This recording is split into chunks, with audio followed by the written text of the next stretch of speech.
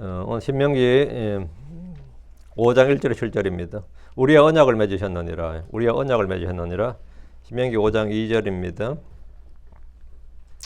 주 우리 하나님께서 호렙에서 우리와 언약을 맺으셨느니라. 호렙에서 우리와 언약을 맺으셨느니라. 여장 기도하고 시작합시다.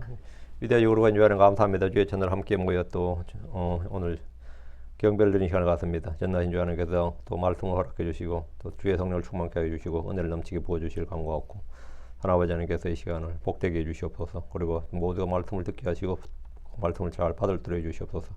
깨닫는 영을 주실 간구합니다. 전능자 주 하나님께서 참 이 기록된 말씀이 살아서 역사 그래서 저희 마음판에 기록되고 또 저희가 살아있는 서신으로서 생명의 서신으로 그렇게 드러나게 해주시고 모든 사람이 알고 읽고 아는 바가 되도록 도와주십시오. 저희가 그리스도의 증인으로서 말씀을 선포할 수 있는 성도들 되도록 도와주시길 간구합니다. 아버지 하나님께서 힘을 주시고 은혜가 넘치게 해주십시오. 감사드립니다. 주의 성기도합니다. 아멘. 예. 오늘 공부할 말씀은 우리의 언약을 맺으셨느니라. 언약을 맺으셨느니라. 하나님은 출애굽한 이스라엘과 호렙산에서 언약을 맺으셨습니다. 그동안 개인적으로 언약을 맺은 경우는 몇 번 있었지만 온 회중과 더불어 민족적으로 언약을 맺으신 것은 이게 처음입니다. 이 시간은 본문에 들어가기 앞서서 간단하게 하나님 주신 언약을 주요 언약을 간략하게 좀 정리를 하겠습니다. 성경에 등장하는 하나님의 주요 언약들은 하나님의 구원 계획을 이해하는 데 매우 중요한 토대가 됩니다. 언약의 수는 학자마다 조금씩 다르게 구분하지만 일반적으로는 7언약, 보통 그렇게 말해요. 7가지 언약, 7가지 언약. 이 언약들은 인류 역사와 구속사의 흐름을 따라 점진적으로 펼쳐집니다. 성경에 나오는 첫 번째 언약은 에덴의 언약입니다. 아담의 언약, 원시 언약, 이름 다 붙였는데 에덴 언약입니다. 한 에덴 동산에서 하나님이 아담과 맺으신 언약인데 이는 인류에게 주어진 최초의 언약으로 두 부분으로 나뉩니다. 사람이 죄를 짓기 전과 후입니다. 사람이 죄를 짓기 전, 사람을 창조하신 하나님은 아담에게 생육하고 번성하여 땅을 정복하고 모든 생물을 다스려하는 통치권을 부여하셨습니다.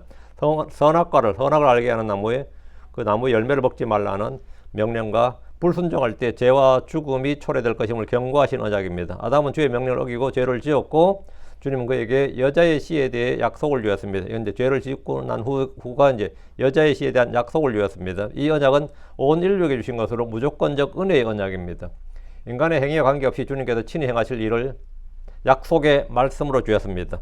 약속의 말씀으로 뭘 하면 뭐 씨를 주겠다 그게 아니라 일방적으로 무조건적 은혜 언약입니다. 두 번째는 노아의 언약입니다. 대홍수 이후에 하나님 노아와 그의 후손 그리고 모든 생물과 맺으신 언약입니다. 그 범위가 굉장히 넓죠. 노아와 그의 후손이니까 온 인류와 맺은 언약이죠. 하나님께서는 다시는 물로 세상을 심판하지 않으시겠다고 약속하셨고 그 증표로 하늘에 무지개를 두셨습니다. 그 무지개 언약이라고 하기도 하고 그냥 노아의 언약이라고 하죠.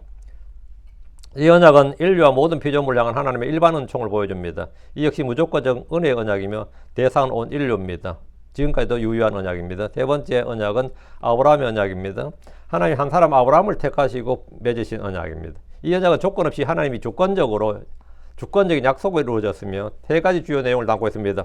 아브라함과 그의 씨에게 거주할 땅을 주시겠다는 약속과 그래서 이 땅을 약속의 땅으로 합니다. 그리고 아브라함의 후손이 큰 민족을 이루고 복을 받게 될 것이다. 가장 중요한 것은 아브라함의 씨를 통해서 세상 모든 민족이, 세상 모든 가족이 복을 받을 것이라는 약속으로 궁극적으로 예수 그리스도를 통해서 성취됩니다.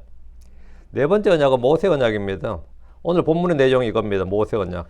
시내산에서 하나님이 모세를 통해 이스라엘 백성과 맺으신 언약인데 십계명과 율법이 이 언약의 핵심이며 이는 이스라엘의 백성이 하나님의 말씀에 순종할 때 복을 받고 불순종하면 저주를 받는다는 조건적 행위 언약입니다. 이건 조건적 행위 언약이에요.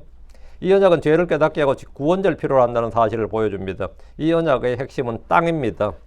모세 언약의 핵심은 땅이에요.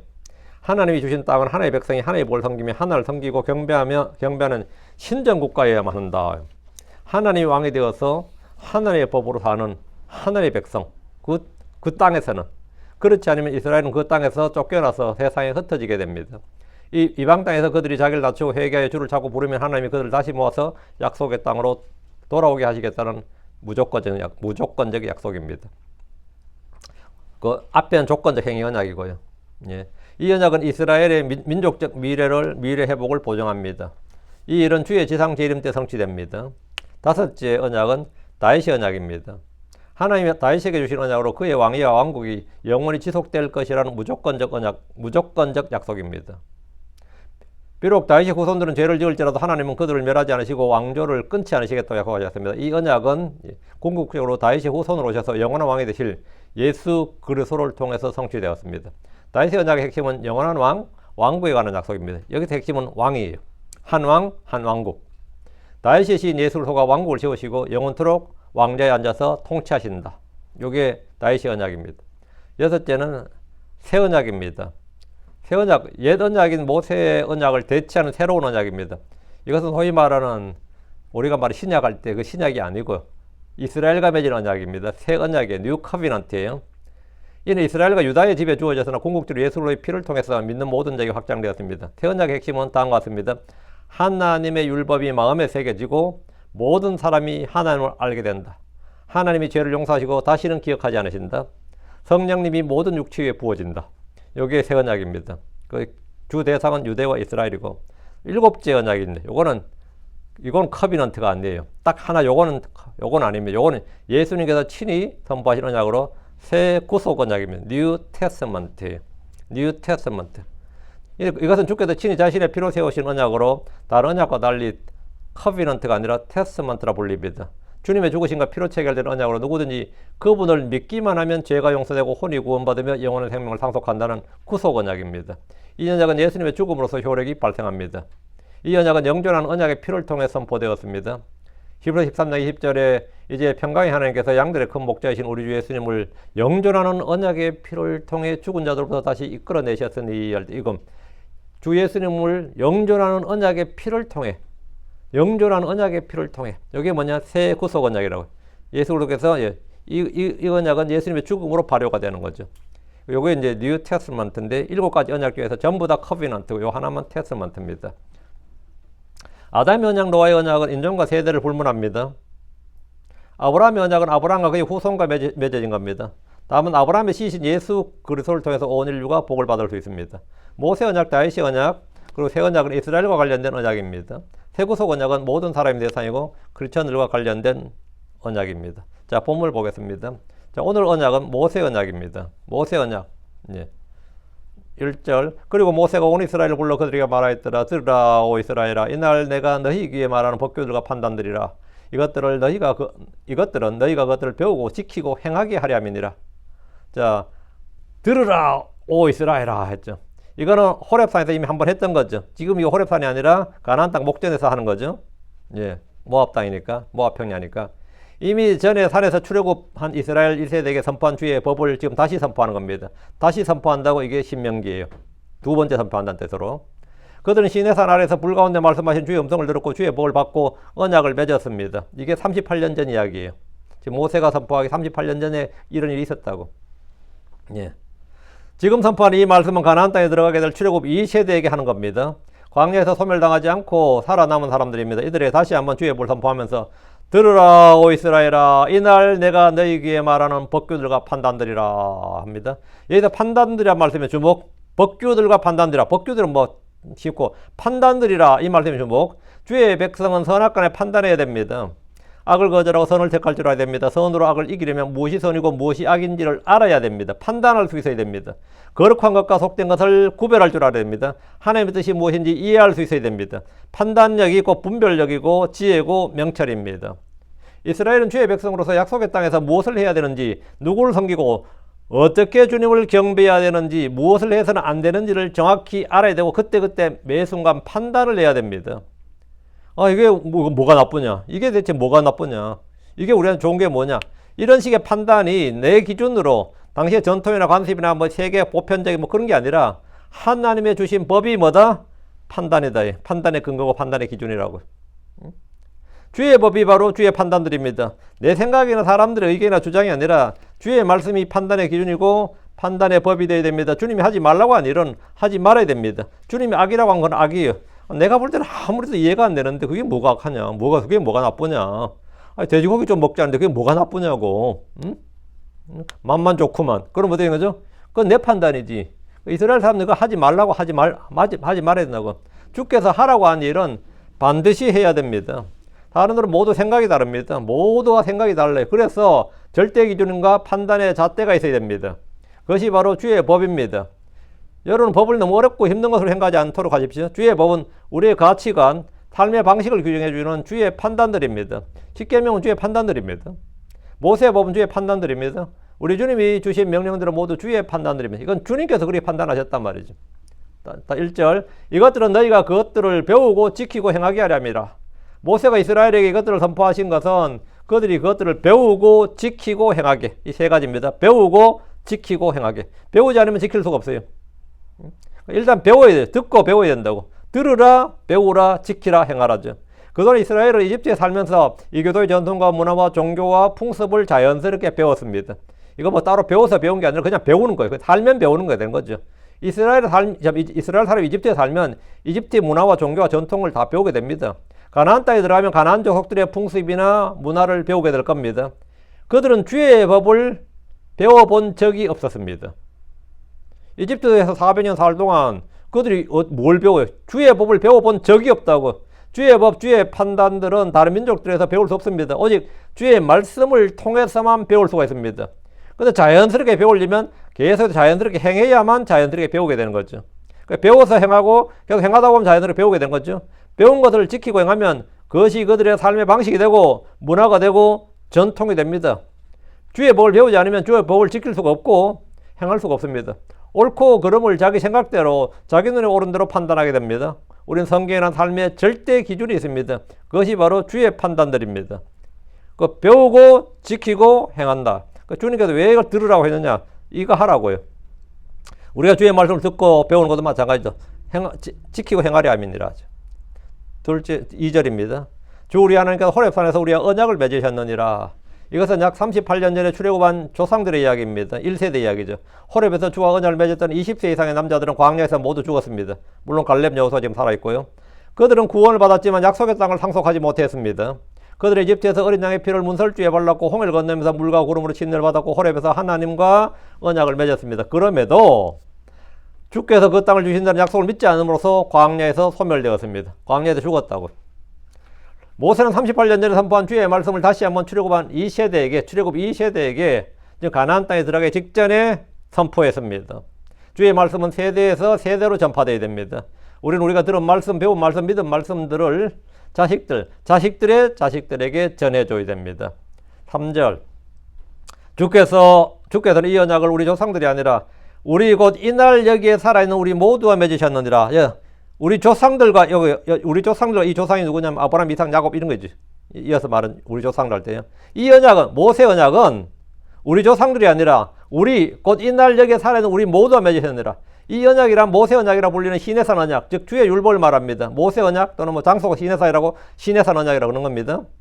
아브라함에게는 할례 언약을 주었지만 십계명을 비롯한 주의 율법을 주지 않으셨습니다. 아브라함은 안식을 지키지 않았어요. 안식일 법이 주어진 적이 없어요. 당연히 음식기로도 안 주어졌고 절기기로도 안 주어졌고 주어진 적이 없다고. 이 언약은 우리 조상들이 아니라 우리 이날 곧 여기에 살아있는 우리 모두와 맺으셨느니라. 출애굽한 세대와 맺으신 언약이다 이 말입니다. 주께서는 이 언약을 우리 조상들이 아니라 한 것은 아브라함이나 이삭이나 야곱 그리고 12족장을 말합니다. 그들 중 누구도 모세가 받았던 이 법을 받지 않았고 이 언약을 맺지 않았습니다. 이 언약은 출애굽한 이스라엘과 맺었습니다. 주께서 이 언약을 우리 조상들이 아니라 우리 곧 이날 여기에 살아있는 우리 모두와 맺으셨느니라. 그 언약의 대상이 출애굽한 회중들이었다는 겁니다. 우리 곧 이날 여기에 살아있는 우리 모두가 모세 언약, 즉 율법 아래에 있게 되었습니다. 이 언약은 이방 어떤 민족들에게도 주어지지 않았습니다. 이전 세대에도 주어지지 않았습니다.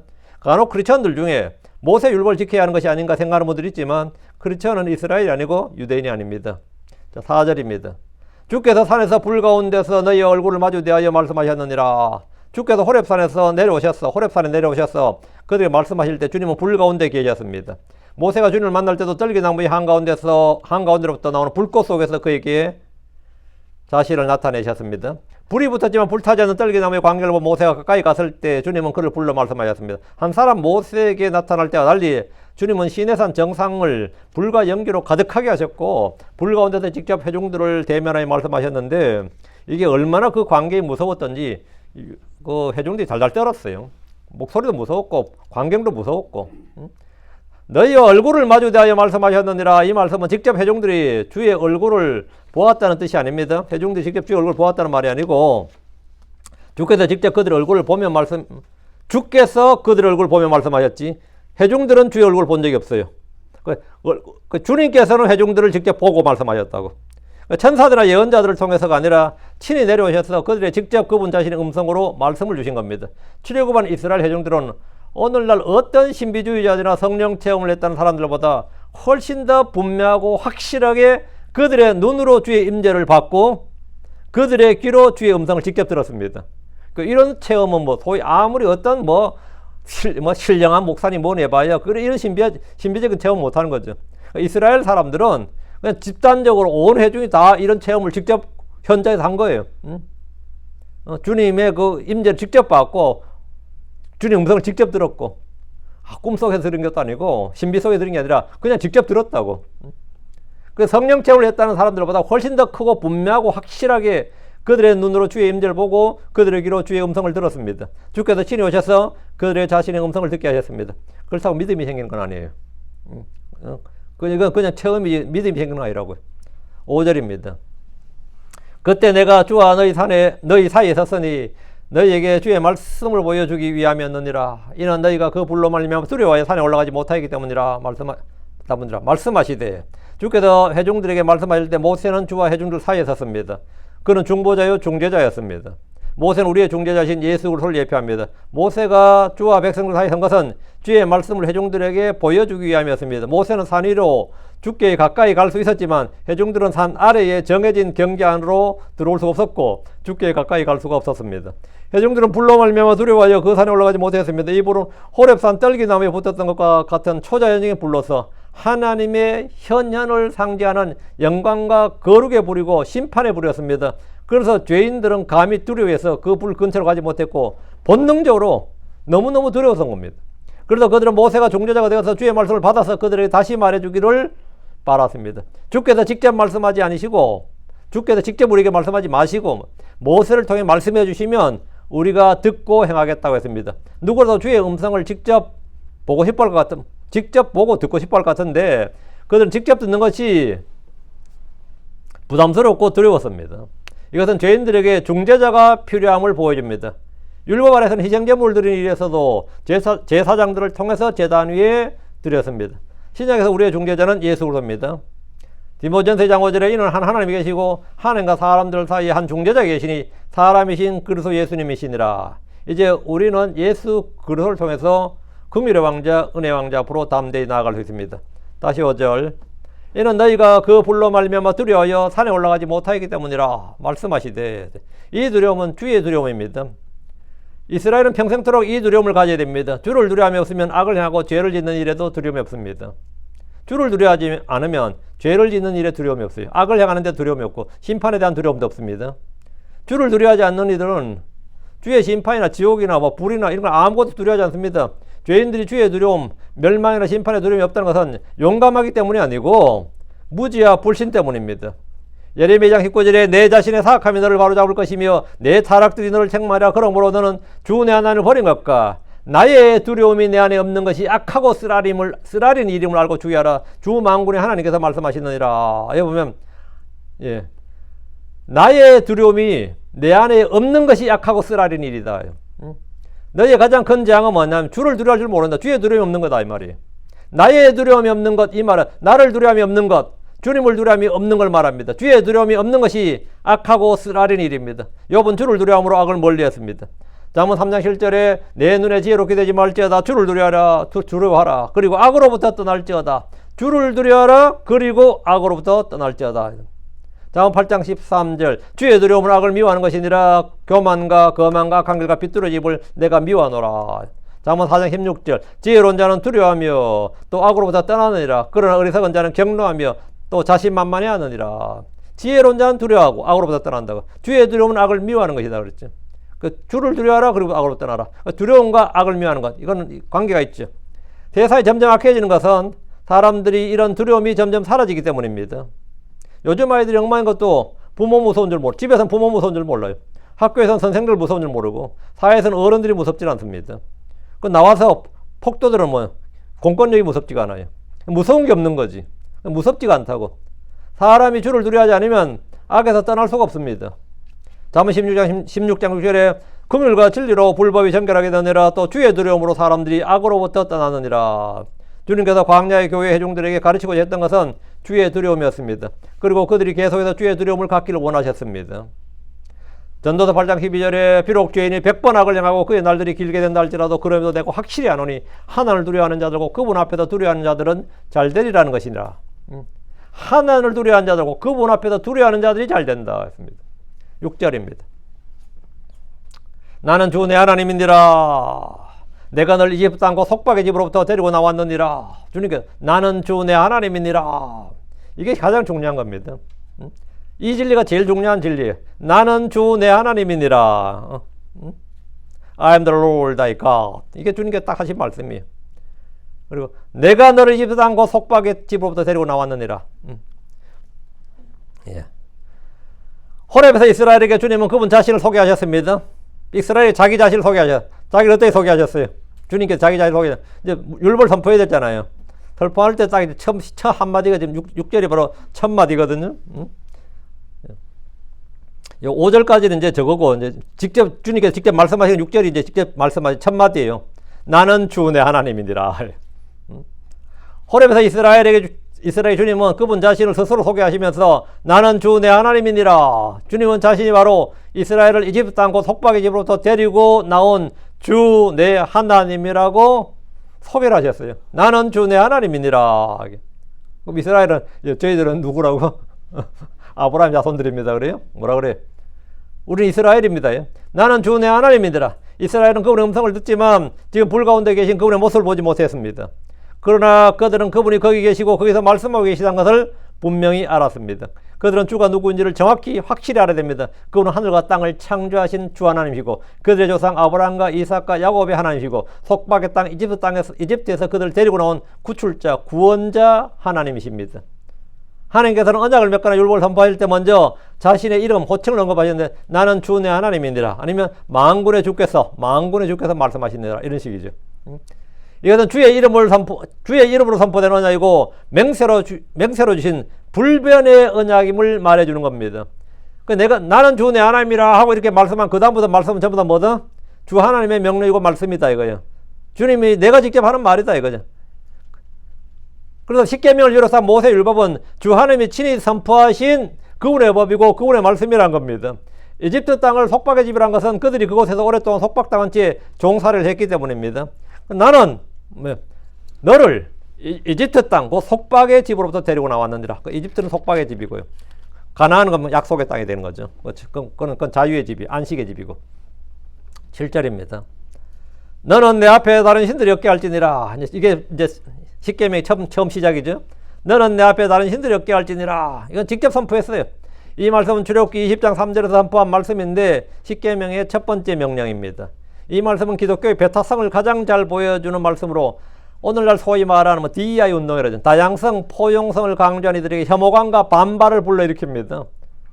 뭔 기독교는 맨날 자기만 믿으라 그래. 자기만 진리라고 그러고 자기만 어쩌고 이런 거 있잖아요. 그렇게 독점적, 배타적, 독단적 이런 거 있죠. 그 혐오감과 반발을 불러일으킵니다. 십계명의 첫 번째 명령인 너는 내 앞에 다른 신들이 없게 할지니라. 이 말씀은 단순한 규율을 넘어선 하나님의 주권 선포이자 인간의 삶과 혼을 향한 가장 근본적인 경고입니다. 이 말씀은 모든 계명의 기초가 되며 참된 신앙의 출발점을 제시합니다. 이 명령은 다른 신들을 숭배하지 말라는 소극적인 의미를 넘어서 오직 한 분이신 참 하나님만이 유일한 주이신 주로 모시고 섬기라는 적극적인 의미를 담고 있습니다. 우리는 이 말씀을 통해 하나님 외에 다른 신을 섬기는 것이 어떤 의미를 가지고 왜 하나님이 이토록 강력하게 이 계명을 강조하시는지, 그리고 우상 숭배가 우리의 삶에 또 우리의 정신에 어떤 해악을 끼치는지 분명히 알아야 됩니다. 너는 내 앞에 다른 신들이 없게 할지니라. 이 말씀은 히브리어 원문 앞에 이제 내 얼굴 앞에라는 뜻을 담고 있어요. 너는 내 앞에, 내 얼굴 앞에 다른 신들이 없게 할지니라. 그러니까 하나님이 다른 신들을 볼 일이 뭐가 있냐? 이건 말이 안 되는 거지. 이는 하나님께서 모든 곳에 편지하시기 때문에 하나님이 계시지 않는 곳에서 다른 신들을 섬기는 것은 불가능하다는 걸 뜻하는 겁니다. 다시 말해 어떤 신을 섬기든지 그것은 하나님의 면전에서 일어나는 일이므로 하나님은 모든 신들 위에 계시는 유일하신 분임을 분명히 밝히시는 겁니다. 성경에서 다른 신들은 단순히 돌이나 나무로 만드는 형상만을 의미하지 않습니다. 이에는 마귀를 비롯한 세상 신들이 다 포함됩니다.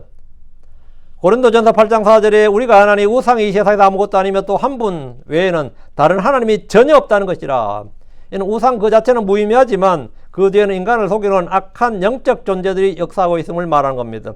따라서 첫 번째 계명은 우리가 삶의 모든 영역에서 하나님을 최우선에 둬야 되고 하나님 외에 다른 것을 먼저 제일 앞에 둬서는 안 된다. 하나님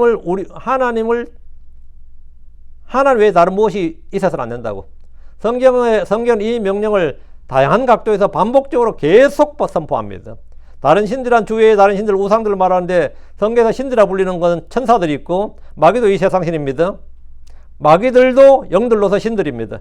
이집트의 신들, 가나안의 신들은 다 우상들이고요. 주님은 너는 내 앞에 다른 신들이 없게 할지니라 이렇게 말씀하셨는데 이 말씀은 주위에 어떤 다른 신들에도 희생물을 드리지 말라. 다른 신들의 이름을 언급하지도 말고 내 입에서 들리게 하지도 말라. 다른 신들에게 경배하지 말라. 다른 신들을 따르지 말라. 다른 신들을 섬기지 말라. 다른 신들을 따라 걷지 말라. 다른 신들의 이름을 말하지 말라. 다른 신들을 만들지 말라. 다른 신들을 두려워하지 말라. 다른 신들에게 분양하지 말라. 다른 신들에게 헌물을 붓지 말라. 다른 신들을 알지 말라. 이게 전부 성경에 쫙 다른 신들에서 나온 주님의 명령입니다. 한국 사람들은 누군가에게 제사를 드리는 풍습이 있습니다. 죽은 조상들에게 제사를 드리는 것은 물론이고 뭔가를 하기 전에는 그냥 습관대로 고기와 술을 마련해서 제사를 지냅니다. 뭘 해도 그냥 제사를 지내서 잘되게 해주세요 하고 고사 지낸다 그러기도 하고 제사 지낸다 그러는데 흔히 돼지머리 앞에서 절하고 끝나면 그걸 나누어 먹습니다. 지가 절했던 곳에 지가 뜯어 먹어, 그죠? 응? 하나님 외에 다른 신이 없습니다. 다른 구원자 없습니다. 고린도전서 8장 4절은 그런 우상들에게 희생물로 바쳐진 그것들을 먹는 것에 관해 우리가 하나니 우상이 이 세상에서는 아무것도 아니며 또 한 분 외에는 다른 하나님이 전혀 없다는 것이라. 전혀 없습니다. 이 말씀들은 하나님 외에 어떤 존재에게도 우리의 시간과 노력과 물질과 마음을 바치는 행위 전체가 우상 숭배임을 분명히 합니다. 하나님께서 다른 신을 두지 말라고 명령한 가장 근본적인 이유는 온 우주에 하나님 오직 한 분이시기 때문입니다. 모든 다른 신들은 인간이 만든 것이거나 인간을 속이는 거짓된 영들일 뿐입니다. 그래서 우리가 말하는 신들은 둘 중에 하나예요. 인간이 만든 것이거나 우리를 속이는 마귀들이다 이 말이죠. 이사야 44장 6절에서 하나님이 이렇게 말씀하셨습니다. 이스라엘의 왕인 주 곧 그의 구속자인 만군의 주께서 이같이 말씀하시느니라. 이건 누가 말한 거라고요? 만군의 주께서 말씀하신 거라. 나는 처음이요 나는 마지막이니라. 나 외에 다른 하나님이 없느니라. 나 외에 다른 하나님이 없느니라. 하나님은 스스로를 처음이요 마지막으로 소개하시며 그분의 유일무이성을 선포하였습니다. 예레미야 10장 1절에서 16절 우상숭배 어리석음을 생생하게 묘사하고 있습니다. 그들은 숲에서 나무를 베어 도끼로 다듬고 금과 은으로 치장하여 우상을 만듭니다. 그들은 그것을 움직이지 못하게 목과 망치로 단단히 고정하고는 그것에 경배하면서 도움을 구합니다. 그러나 하나님은 이렇게 말씀하셨습니다. 예레미야 10장 10절 그러나 주께서는 참 하나님이시요 그분은 살아계신 하나님이시며 영존하는 왕이시니라. 그분의 진노에 땅이 뜰 것이요 민족들이 그분의 경노를 견디지 못하리로다. 살아계셔서 온 세상을 통치하는 하나님과 스스로 움직이지도 못하는 우상은 비교 대상 자체가 될 수 없습니다. 그렇다면 살아계신 하나님을 섬기는 사람과 헛것을 섬기는 사람은 같은 부류의 사람이 아닙니다. 살아계신 하나님을 섬기는 사람하고 우리를 만드신 하나님과 우리가 만든 신을 섬기는 건 같은 부류의 사람이 아니라고요. 사람이 어떤 신을 섬기는가에 따라서 그의 정신세계와 삶이 변하는 것은 성경 전체를 관통하는 진리입니다. 이는 심리학적으로도 영적으로도 깊은 연관성을 가지고 있습니다. 주께서 이스라엘에게 하나님 외에 다른 신을 두지 말라는 것은 우상을 섬기는 사람은 우상과 같게 되기 때문입니다. 사람이 우상을 만들거나 우상을 섬기면 그 사람이 우상과 같게 된다고요. 내가 예수를 믿고 예수를 따르면 내가 예수님의 형상으로 변화가 되고 내가 우상을 따르면 우상과 같이 변화가 된다고. 하나님께서 우상을 섬기지 말라는 것은 하나님 자신을 위한 것도 있겠지만 너희 자신이 그렇게 된단 말이지. 사람은 자신이 믿고 섬기고 경배하는 대상, 따르는 대상과 일치하게 됩니다. 시편 115편 8절에 우상들을 만드는 그들은 우상들과 같으며 우상들을 신뢰하는 모든 사람도 그러하도다. 우상들을 만드는 것들은 뭐가 같다고요? 우상들과 같게 된다고. 사람이 헛것을 만들면 헛된 사람이 되는 거예요. 거짓을 섬기하면 거짓된 사람이 되는 겁니다. 가짜를 자꾸 섬기면 그 자신의 인생이 가짜가 돼요. 그 사람이 가짜가 된다고. 우상들을 신뢰하는 모든 사람도 우상들과 같다고. 우상을 만들거나 따르거나 섬기거나 뭐하거나 그렇게 된다고. 사람이 자꾸 죽은 조상 섬기잖아요. 자기도 그렇게 할 때마다 자기도 죽어가는 겁니다. 응? 뭐 다른 거 없어요. 살아계신 하나님을 섬겨야 내가 자꾸 생명이 생생해지는 거지. 자꾸 죽은 놈 앞에다가 엎드려 절하면 뭐가 되는 거예요? 자기도 자꾸 죽어가는 거라고. 응? 내가 어떻게 되느냐에 관한, 내가 어떻게 되느냐요. 그러니까 이스라엘이 우상을 섬기면 이스라엘을 우상처럼 된다는 거예요. 하나님 그게 싫은 거예요. 응? 그렇게 하지 말라고. 그렇게 하지 말라고. 그러니까 인간이 맨날 말이죠. 개하고 놀면 인간도 개처럼 돼요. 응? 개는 물론 인간처럼 돼. 그럼 수준이 비슷해져서 그렇게 잘 놀잖아, 보면. 비슷하잖아요. 그래서 그래, 개 실제로. 요즘도 보니까 뭐 애완용 개들은 지가 사람인 줄 알더라고요. 잠든지 이렇게 앉아고 뒤로 누워 자더라고. 사람, 난 그런 개들 봤거든. 뒤로 누워 자. 사람처럼. 와, 그 골 때려 먹은, 완전히. 응? 사람은 자신이 어떻게, 뭐가 친하게 되고, 뭐 어떻게 된다. 그것과 같아져요. 그거 같아요. 그 속성을 따라가게 된다고. 그게 주님 말씀이에요. 살아있는 하늘을 섬기는 사람은 하나님의 형상을 닮아 생명력 있고 거룩한 존재로 변화가 됩니다. 반면 죽어있는 우상을 섬기는 사람은 영적으로 죽어 그 우상처럼 눈이 있어도 보지 못하고 귀가 있어도 듣지 못하고 마음이 굳어지고 무감각해집니다. 그래서 나중에 회개도 못해요. 점점 그렇게 되다 보면 회개도 못한다고. 하나님 외에 다른 것을 섬기는 것을 삶의 주인으로 삶을 때 우리의 삶은 그 우상의 속성을 따라가게 되는 겁니다. 재물을 숭배하는 사람은 끊임없이 더 많은 것을 탐하는 탐욕에 사로잡히고, 명예와 권력을 숭배하는 사람은 오만과 질투에 갇히게 됩니다. 즐거움을, 쾌락을 숭배하는 사람은 쾌락을 쫓다가 영광의 공허함을 느끼게 됩니다. 이 모든 우상들은 결국 헛된 것이고 우리에게 진정한 만족과 평안을 주지 못합니다. 이처럼 우상 숭배는 인간의 정신과 삶을 뒤틀고 결국에는 파멸로 이끌게 됩니다. 주 하나님을 섬길 때 우리는 하나님의 형상을 따라 변화가 되는 겁니다. 하나님 외에 다른 신들을 두지 말라는 계명은 종종 배타적이고 비관용적이라는 비판에 직면합니다. 다양한 종교와 문화가 공존하는 현대사회에서 이러한 주장은 포용성과 다양성의 가치에서 반하는 것처럼 보일 수 있습니다. 그러나 성경이 말하는 배타성은 사회적인 편협함이나 사람에 대한 차별이 아니라 유일한 진리로 인도하는 겁니다. 유일한 진리로 인도하는 거예요. 성경은 하나님을 단순히 여러 신들 중에 한 명으로, 한 분으로 소개하지 않습니다. 성경은 즉 한 분만이 하늘과 땅을 창조하시고 통치하시는 유일한 참 하나님이라는 사실을 선포하고 알려줍니다. 그러므로 다른 신을 숭배하고 다른 종교를 믿는 것은 다른 길을 선택하는 문제가 아니라 진리 대신에 거짓을 선택하는 것이고 생명 대신에 사망을 선택하는 것이고 하늘이 아니라 지옥을 선택하는 겁니다. 그래서 주님께서 하지 말라는 겁니다. 이것은 기호의 문제가 아니다. 그냥 단순한 선택의 문제가 아니라 그게 아니란 말이죠. 하나님은 모든 민족과 인종을 사랑하시며 모든 사람이 구원을 얻기를 원하십니다.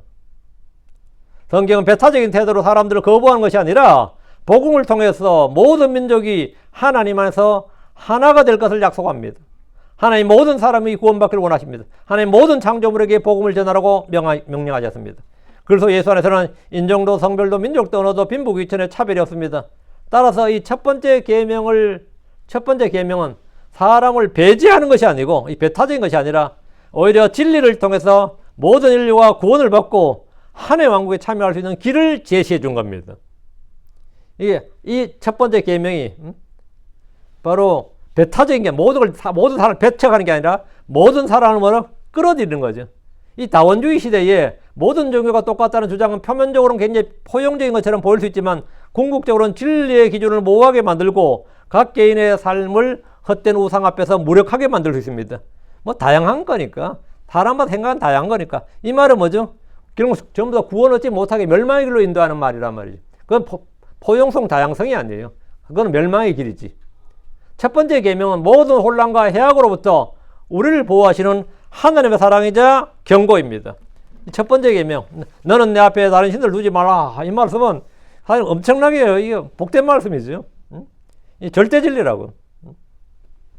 십계명의 첫 번째 계명은 단순히 고대의 유대인들에게 주어진 명령이 아니라 오늘날 사는 우리에게 여전히 유효한 경고이자 사랑으로의 초대입니다. 하나님 우리가 헛된 우상들을 쫓다가 영적으로 죽고 삶의 목적을 상실하는 것을 원치 않습니다. 그러므로 우리는 우리의 삶을 돌아보며 하나님보다 더 사랑하고 의지하는 것이 무엇인지 점검해야 됩니다. 그것이 돈이든 가족이든 일이든 혹은 자기 자신이든 하나님보다 우선순위에 놓여 있는 것은 모두 다 우상입니다. 이사야 42장 8절에 나는 주인이라 그것이 나의 이름이라 내가 나의 영광을 다른 자에게 주지 않을 것이요 나의 찬양을 새긴 형상들에게도 주지 아니하리라 했습니다. 하나님 우리의 마음속에 왕자의 홀로 앉으시기 합당한 유일한 분이십니다. 첫 번째 계명 우리가 그 사실을 인정하고 오직 하나님 한 분만을 온전히 예배하며 섬길 때 진정한 자유와 영원한 생명을 얻을 수 있음을 가르쳐 주는 겁니다. 이것은 우리가 살 길이고 사실은 우리가 뭐 그게 뭘 원하든지 이 첫 번째 계명이 모든 기초 시작이에요. 이 첫 번째 계명이 주 하나님 한 분이 없다. 주님만이 유일하신 나의 구원자, 나의 하나님이요, 나의 반석이요, 나의 주님만이 처음이고 끝이다. 처음이고 마지막이다. 그것이 그냥 내가 그거 믿지 뭐 그게 아니고 내 삶을 송두리째 바꿔놓는 겁니다. 내 가치관과 내 삶을 송두리째 바꿔 영혼에 관련된 내 운명을 바꿔놓는 겁니다. 그분을 첫 자리에 처음에 맨 앞에 가장 우선순위에 두는 것이야말로 가장 지혜로운 선택이고 복된 인생의 시작입니다. 우리 인생의 시작이에요. 이게 이제 10계명인데 오늘 첫째 계명하고 다음에 계속 이어서 계속 하겠습니다. 예, 우리가 언약을 맺으셨느니라 하는데 이 언약은 예, 잘 기억해 두시고 예, 자, 계속해서 예, 공부하도록 합시다. 자, 기도하겠습니다. 위대하고 거룩한 주 하나님 감사합니다. 하나님께서 은혜 주에서 주의 말씀을 선포했습니다. 선포된 모든 말씀들이 성도들의 귀에 마음에 잘 전달되도록 해주시고 모든 혼들이 말씀을 믿음으로 받아서 이것을 마음에서 흘러나가지 않도록 빠져나가지 않도록 해주시고 또 빼앗기지 않도록 해주시옵소서. 이것들이 또 저희 마음 속에 있을 때 또 악한 자가 와서 다른 씨앗을 뿌리지 못하도록 저희 마음을 지키게 해주시고 주의 은혜가 또 주의 평강이 저희 마음을 지켜주시기를 간구합니다. 전능하신 주 하나님께서 이 말씀들이 모든 믿음과 잘 결합해서 권내게 효력있게 일하게 하실 뿐 아니라 100배, 60배, 30배 열매를 맺게 해주시옵소서. 그리고 저희가 주 앞에 섰을 때 칭찬받는 종들이 되도록 해주시고 믿음의 선한 평판을 받도록 도와주시기를 간구합니다.